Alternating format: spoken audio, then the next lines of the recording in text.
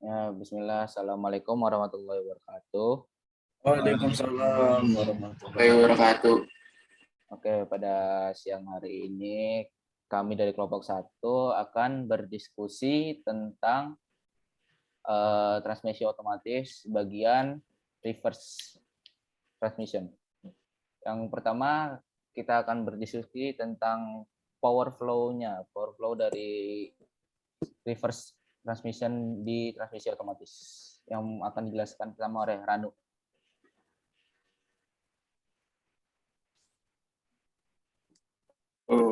Untuk pertama-tama kita harus mengetahui jalur dari power flow-nya dari transmisi tersebut. Itu telah dijelaskan di gambar di bawah ini. Coba dijumpa yang di tengah itu.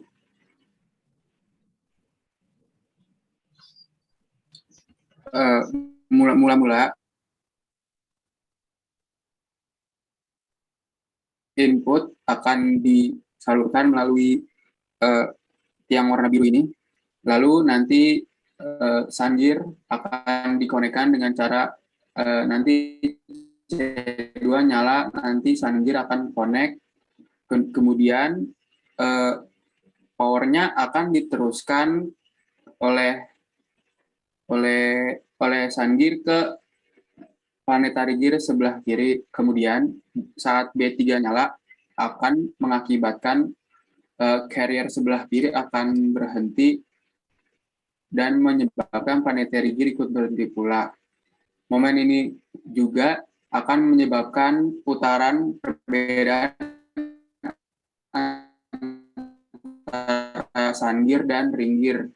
Nah, output yang dipakai akan output ring gear karena saat ring gear akan berputar ke sebelah kanan. Ini menyebabkan mobil akan berjalan mundur.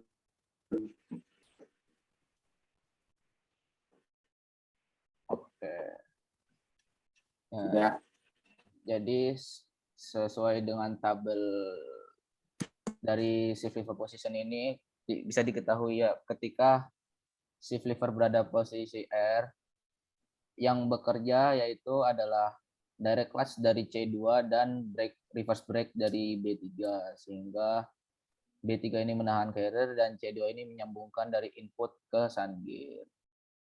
Mungkin ya, teman-teman yang lain ada pertanyaan atau kesanggahan? Berarti itu yang merah itu buat kuncinya ya, Mas? Ya, yang merah ini dari gambar ini. Yang merah lingkaran itu, yang carrier itu ya, yang merah ya? Iya. Yang merah ini berfungsi sebagai reverse brake untuk menahan carrier. Sehingga ketika carrier ditahan, output pun akan berbeda putarannya dari input, sehingga mobil berjalan mundur. Gitu.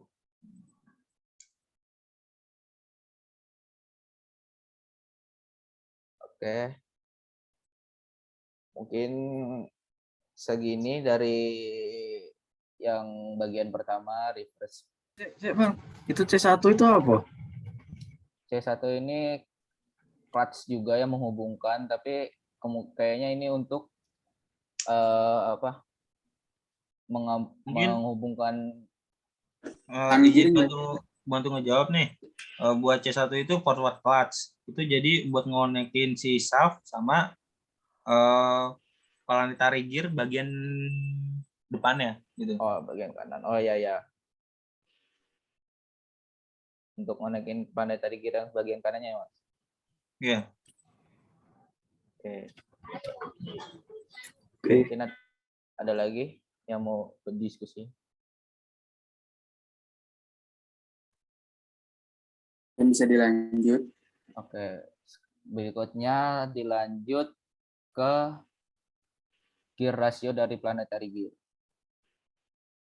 Dari gear ratio planetary gear untuk reverse direction. Nah, bisa dilihat pertama kita menggunakan rumus dari gear ratio ya. Rumus dari gear ratio yaitu number of output gear teeth per number of input gear teeth. Jadi jumlah banyaknya gigi output per jumlah banyaknya gigi input. Seperti di contoh ini, adalah ketika carrier ditahan ya, berarti ketika carrier ditahan, carrier ini tidak ikut berputar, sehingga input yaitu dari sun gear yang berjumlah di sini contohnya 15 gigi, yang kemudian outputnya yaitu ring gear dengan jumlah 45 gigi. Jadi perhitungan gear ratio-nya yaitu 45/15, yaitu 3:1. Jadi dapat disimpulkan untuk output dari gear ratio ini yaitu ketika sun gear harus berputar 3 kali untuk memutar outputnya sekali. Nah, seperti yang dicontoh ini adalah contoh dari penurunan speed dan untuk menaikkan torsi, seperti yang di tabel. Ya, ketika carrier ditahan dan inputnya yaitu sun gear dan output sebagai ring gear, yaitu speednya berkurang dan torsinya bertambah dengan arah putarannya itu berlawanan dari input. Nah, apabila ring gear-nya yang sebagai input dan outputnya adalah sun gear, kecepatannya bertambah dan torsinya berkurang, tetap dengan arah putarannya berbeda dengan input. Jadi kalau misalnya yang sebagai inputnya adalah sun gear, yaitu rasionya adalah 15/45, yaitu 1:3, yaitu. Jadi ketika ring gear-nya ini berputar sekali, akan memutar outputnya itu sun gear sebanyak 3 kali. Ya, seperti itu. Mungkin ada pertanyaan. Tadi yang 3 kali berputar itu sun gear-nya ya? Ya, jadi kalau outputnya yaitu sun gear-nya, jadi inputnya itu harus berputar sebanyak 3 kali untuk memutar ring gear-nya ini 1 kali. Dengan contoh yaitu jumlah sun gear-nya 15 dan ring gear-nya 45 gigi. Kalau semisal kurang dari perhitungan itu, efeknya apa? Efeknya perubahan gear ratio-nya. Jadi kalau misalnya sun gear-nya 20, ring gear-nya 50, berarti kalau sebagai inputnya yaitu sun gear, berarti 20/50.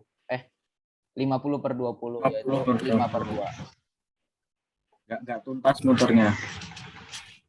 Oh. Terus itu fungsi carrier buat apa, Pak? Fungsi carrier ini sebagai apa?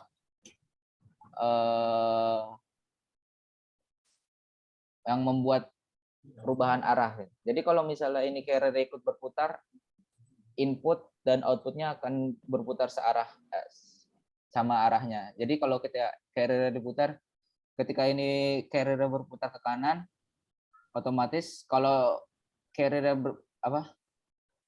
ditahan akan memutar ring gear-nya berlawanan arah gitu.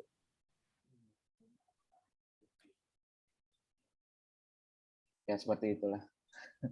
Itu berarti di dalam planetary gear untuk oli transmisi tetap masuk di situ ya? Oli transmisi kurang tahu, kayaknya iya Mas.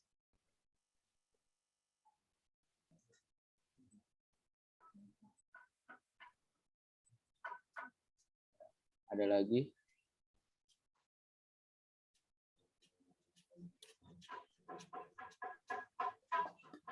Berarti untuk ngitung gear ratio-nya emang rumusnya gitu ya? Sun gear per ring gear ya? Menghitung input kebalik, ring gear per sun gear. Kalau ngitung gear ratio yaitu ini tadi, number of output per number of input. Jadi outputnya per inputnya. Semisal kalau ada gear carrier-nya ikut juga, ya dijumlahkan. Seperti ini.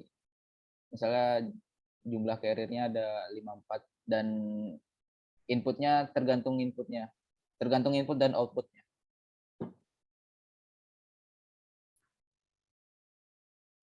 Jadi kalau semisal inputnya yaitu sun gear dan ring gear, berarti jumlah sun gear dan ring gear-nya ditambah untuk outputnya itu carrier-nya. Gitu.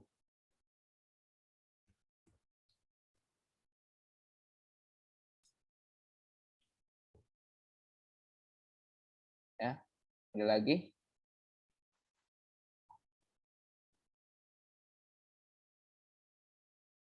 Ya, kalau tidak ada, mungkin diskusi dari kelompok 1 cukup sekian. Terima kasih. Assalamualaikum warahmatullahi wabarakatuh. Waalaikumsalam warahmatullahi wabarakatuh.